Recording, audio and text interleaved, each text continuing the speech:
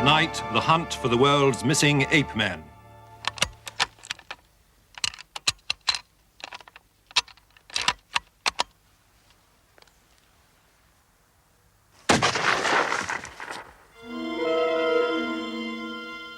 In the wild tracts of the Pacific Northwest of America, men are now out to try to kill the ape man. Indeed, is this uniquely film of Bigfoot, the Yeti of the United States? Is this the footprint of the abominable snowman of the Himalayas? Lord Hunt of Everest fame is a believer. Mysteries from the files of Arthur C. Clarke, author of 2001 and inventor of the communications satellite. Now in retreat in Sri Lanka, after a lifetime of science, space, and writing, he ponders the riddles of this and other worlds. It may seem incredible that creatures like large man-apes can still exist in the modern world. Yet the evidence for this is now quite considerable.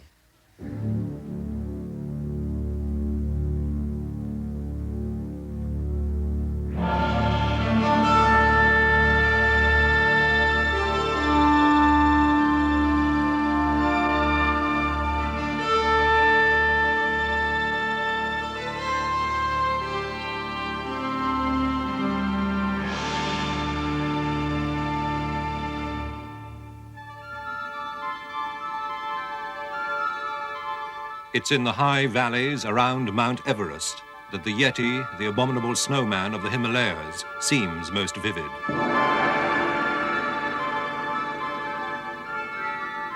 For the Sherpas of the high mountains, there are no doubts. The Yeti is woven into their rituals and their lives.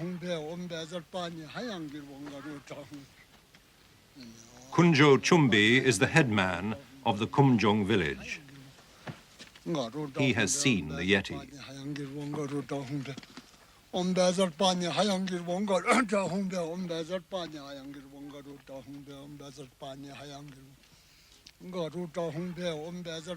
In the monastery above the village, he keeps what he believes to be its scalp, preserved as a relic in a box.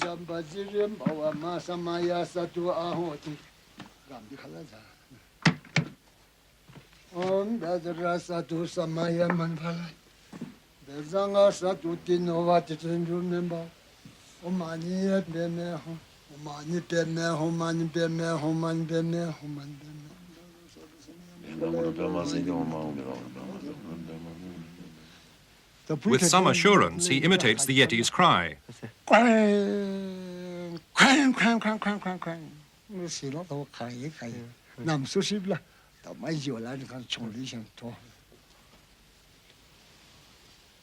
That cry is listened to in fear by the Sherpas. 6 years ago, Lakpa Damani heard it close by.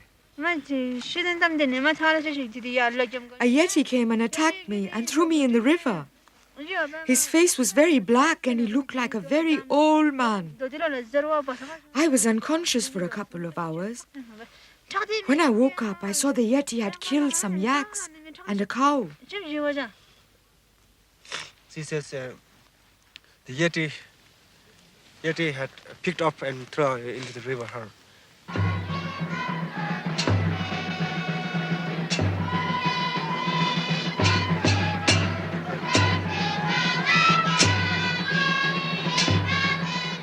The Yeti looms throughout the myths and legends of the Nepalese people. Desmond Doig, with Sir Edmund Hillary, led the biggest expedition to hunt for the Yeti. He found that the Sherpas had the most precise physical description of the creature. To the Sherpas, he's got a conical scalp, rather pointed ears, splayed nose, he's shaggy, he's bald around the chest and his tummy, and has a fairly human face. He's very nasty tempered, very, very nasty indeed, and is known to rip people apart if he gets a chance. Doig's expedition wrote off the Yeti, wrongly he now feels, as an Oriental fantasy. I'm afraid our expedition was a great gaudy mess. Any self-respecting Yeti would have kept way, way away from us. We had 600 coolies. We had about 200 Sherpas, and there were about 40 of us in the most beautifully designed and colored anoraks. Our tents were all vividly colored. We smelt different, we looked different, we behaved differently to the local people, and the smells of our cooking must have horrified everything within smelling distance.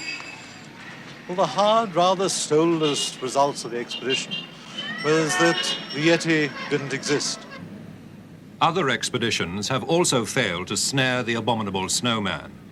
But for 50 years now, Westerners have continually been coming back with new testimony. Emil Wick is one of the world's most experienced mountain flyers.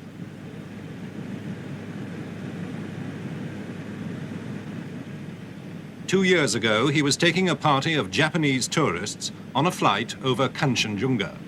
I saw on one of the hills some tracks I have never seen before in my life, really. So I went closer with the plane. I was watching. Are there some paper? Are there some empty tins, cigarettes, whatever? But it was absolutely clear. Only the prints were there. And from there, 4 of these tracks went to the Chamlang side, to the north. And I wanted to follow also, but the lady which was sitting on my right seat said, "Captain, very sorry for that, but we paid the Kanchenjunga flight and not the pleasure flight for you." In 1951, photographs of footprints were taken on the borders of Tibet by the late Eric Shipton and Dr. Michael Ward. There was no doubt about it. They were unlike anything that either Eric Shipton or I had ever seen or even imagined before. They were very clearly etched in the snow. The snow was about, I suppose, 3 inches deep on top of hard ice. And you can see that there are 5 toes definitely outlined. The big toe here, second there, third there, fourth there, and you can see a small toe there. You can see that the actual track itself is very, very clear-cut. And you can also see that over here at the heel is obviously a place where there has been a lot of weight there. And I suggest that probably what happened was that the animal put down its heel there and walked. The dimensions of the print are approximately 12 inches long and probably something of the order of 5 to 6 inches wide. I don't think there's any possibility of there being distortions of other animals' tracks at all. The various ideas have been put forward that this one, for instance, might have been the imprint of 2 feet, one on top of the other, but I just don't think that's on at all. I just don't think that's possible. This print was photographed in the Dudkosi Valley in 1978 by the leader of the team which first conquered Everest, Lord Hunt. The creature had broken through some pretty heavy crust on the snow. It was deep snow on a rather steep little slope. And the creature was a heavy one because he'd broken through hard crust on which, as far as we were concerned, we could walk around without making any impression through the snow at all. You could see through the snow, in the soft snow underneath the crust, the toe impressions. I don't think they were bear tracks because the Sherpas, whenever I've talked to them about this, and in fact when I've been with Sherpas seeing tracks, they have been quite emphatic that these are not bears, that they are Yeti. In pictures taken by a French Jesuit priest, Abbé Bourdet, the toes again show very clearly. Ce n'est certainement pas un singe. Ce n'est pas un ours non plus. It is certainly not an ape, nor a bear, because a bear has claws, and this creature has not. So I think it is a special kind of animal that we don't really know anything about because we don't have an exact description. But I have spoken about it to some paleontologists, and they are rather inclined to believe that we are dealing with an animal from the pre-human era, that is to say, one of our distant ancestors. The Outward Bound School at Ullswater is run by Squadron Leader Lester Davis, Royal Air Force. That's great. That's lovely. Good, that's well done. He was on the 1959 RAF expedition to the Kulti Valley when he too came across tracks in the snow. It sunk in about 5 inches. I, with cine cameras and things, was weighing about 12.5 stone and only went in about 1.5 inches. I thought, well, this thing is huge. The snow had been undercut by this fast glacial stream and I fell in. And I had held my camera above my head because it came up to my armpits before my feet touched the bottom. Well, it was icy cold and I scrambled out and just beside these footprints. And immediately we suddenly realized this animal, or yeti or whatever, it had just stepped out using only its 2 hind legs. And the chaps at the British Museum, they said this establishes its height is about 8 foot and its weight is about 60 stone. Sightings of the Yeti by Westerners are rare, but in 1970, the English climber Don Willans was on his way to the conquest of one of the world's toughest mountains. Annapurna by the south face. I heard what sounded like bird cries from at the back of me. And I looked at the Sherpa and he said, "Yeti coming, Saab." So I whipped round and looked up the mountain and I saw 2 black crows flying away and a black shape drop behind the ridge. Well, my first thoughts were, Christ, what do I do now? Grab the ice axe or what? What he did do was photograph the tracks. Next night, it reappeared and he was watching it again. And then quite suddenly, it was almost as if it realised that it was being watched, so to speak. Quite suddenly, it shot across the whole slope of the mountain. It must have travelled half a mile in a diagonal line downwards, and it was obviously heading towards a rocky cliff or some rocky outcrop there. And it disappeared into the shadow by the rocks, and that was the last I actually ever saw of it. So how strong is the evidence? It is not beyond the bounds of possibility that a creature like the Yeti does exist in some remote parts of the world. I personally now stick my neck out and say I'm a firm believer in the Yeti. I think it's a very strong case to answer. Having eliminated bears in my own mind, I can find no other explanation but that there is an unidentified creature still to be discovered. It's noticeable that the hard evidence comes from Western visitors and consists mostly of photographs of footprints, which vary considerably. However, we do know that melting snow can play strange tricks. As for the Sherpas, their stories of the Yeti seem inextricably bound up with their religion, and it's hard to separate myth from reality. In America, however, the evidence for Bigfoot is much more straightforward.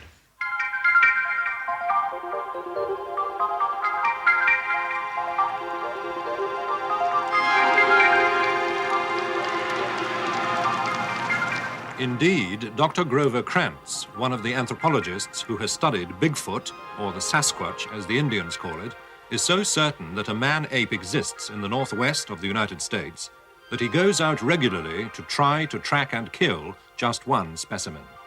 I'm convinced that these creatures exist for a variety of reasons.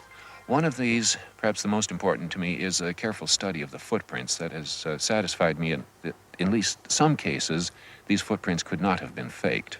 But more than that, there are sightings by reputable citizens, some by disreputable citizens, but the number of good sightings that seem to be unshakable is now numbering in the many hundreds that I am personally aware of, and they probably number in the thousands at least. The number of Sasquatch is very difficult to estimate, of course, but within the northwestern part of the United States, I would be inclined to estimate in the vicinity of 200, with perhaps at least an equal number in the adjacent parts of western Canada. If there were fewer than that, then it does not seem to be a viable breeding population. Any more than that, I would think they'd be seen more often.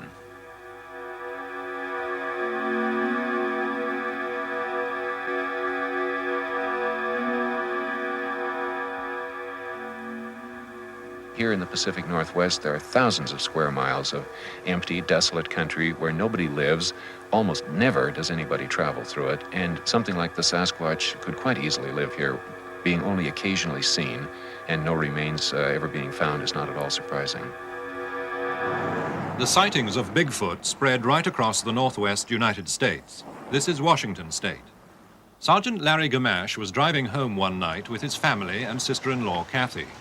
I noticed quite a distance ahead of me an object move out of the dense forest towards the clearing between the forest and the highway.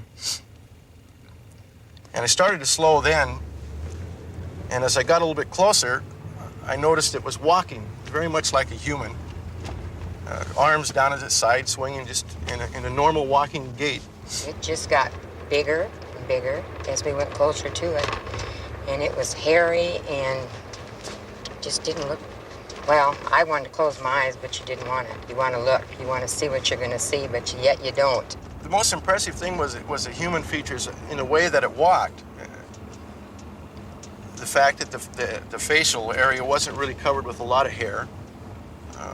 The eyes, seemed normal as I looked through the windshield at him. And the height, the size, the sheer physical size of it, it had to have been, in comparison to what I can relate back to today, is maybe 7.5 feet tall. Because I had to physically look up through the windshield to see the face and the head. And I was in a pickup truck, so they sit up quite a bit higher than a car. So it was at least 7 feet, maybe 300, 350 pounds. Bigfoot now emerges often enough to get on television news. This is KFYR, Bismarck, North Dakota. It's here, in and around Little Eagle, South Dakota, where there have never before been any sightings of the so-called Bigfoot or Sasquatch, where the people of this small community are now becoming believers. There have been 17 sightings of the creature in the past month. The latest sighting was at the Shooting Bear residence on a bluff overlooking the town. Last Tuesday night, Hannah Shooting Bear saw the creature from her house while it was looking in the window of her daughter's trailer about 30 yards away. Elderly Hannah was the only one to see the creature, but her son-in-law is reported to have fired several rifle shots into the air after it had moved off. What do you think they ought to do about him around here? Kill him. He might hurt somebody. Despite that recommendation, the Bigfoot hunters want to keep him alive. Their plan is to lure him into an area where they can either take his picture or shoot him with a tranquilizer. They believe in the notion suggested by an outsider that Bigfoot is attracted to menstruating women. This bait consisted of some used feminine articles. Dennis Newman reporting from Little Eagle, South Dakota. Across the mountains on the Pacific coast in Washington State, veteran hunter and Rockingham County police officer Kenny Cooper was driving along this road when he heard a weird noise. I was coming down north on this road here, and I heard some noise screaming back in here. And all the time I was going along, he was screaming. And everybody in Whatcom County could hear it because I did have the police mic outside. So they were listening to whatever it was that I was hearing. And the noise that was coming from that creature is what was on the recorder here.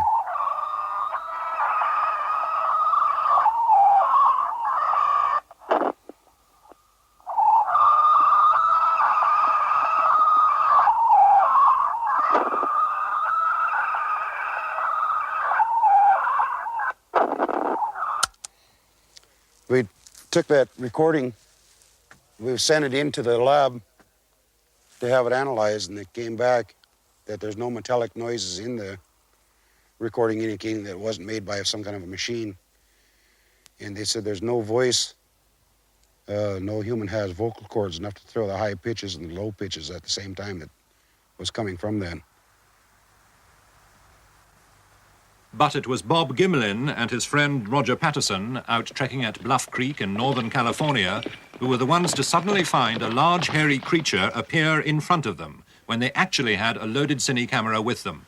We came around a bend in the creek, and there stood a big, hairy, human-like creature. It appeared to be between 6 and 7 feet tall. The creature looked at us for a few seconds, turned and walked slowly away. And it was kind of in a loamy type soil, left good footprints.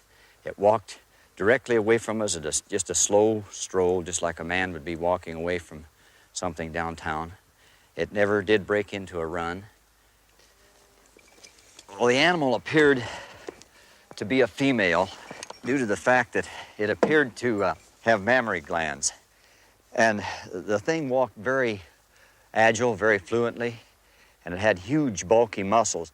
An overall description, it looked like a huge, hairy human being.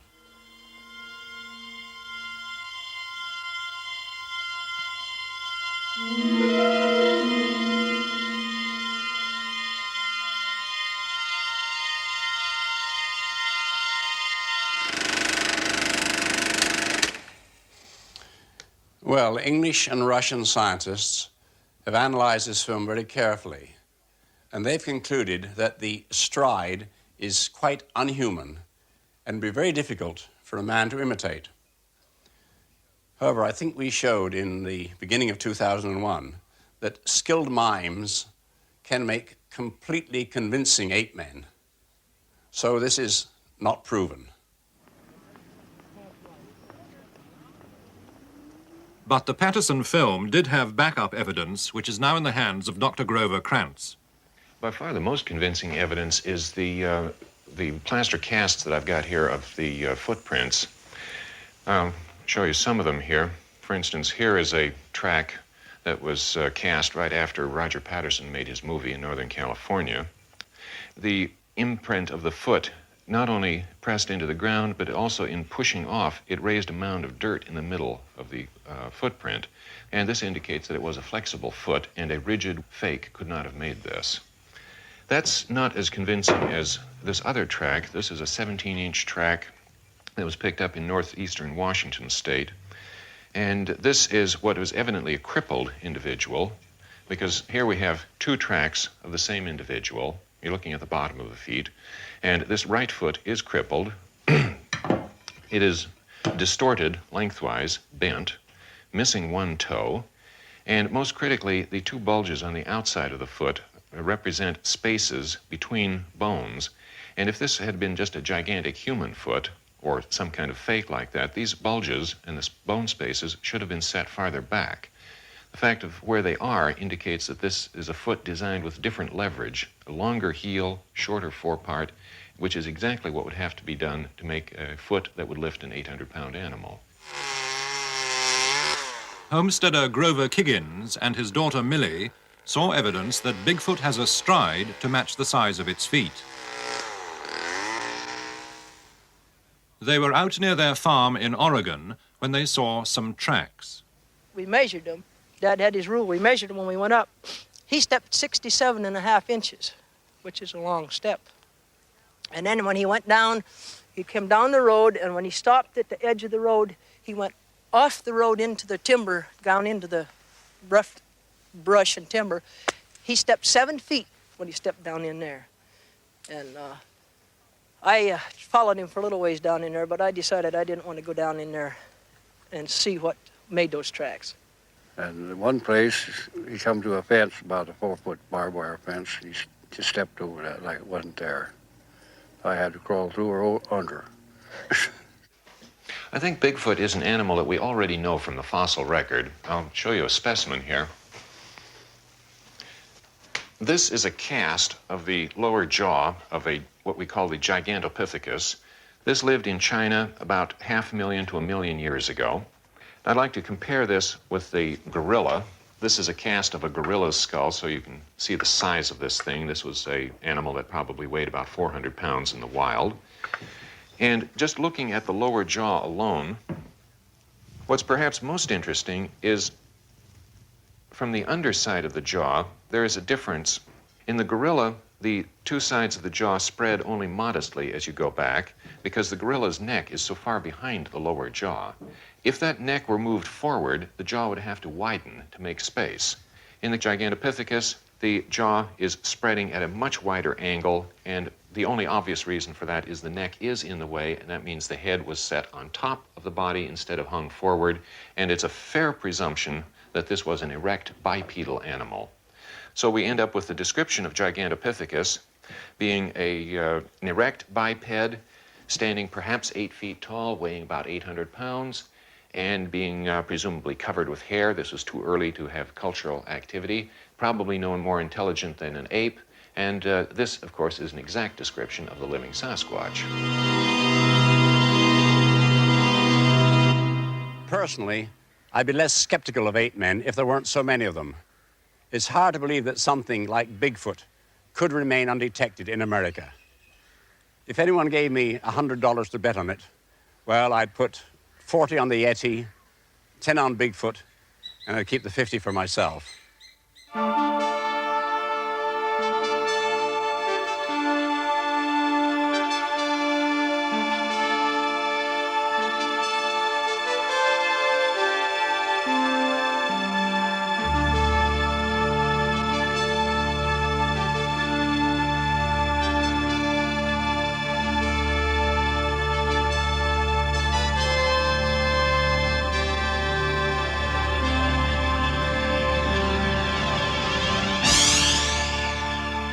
Next week, the gigantic drawings only the gods could see.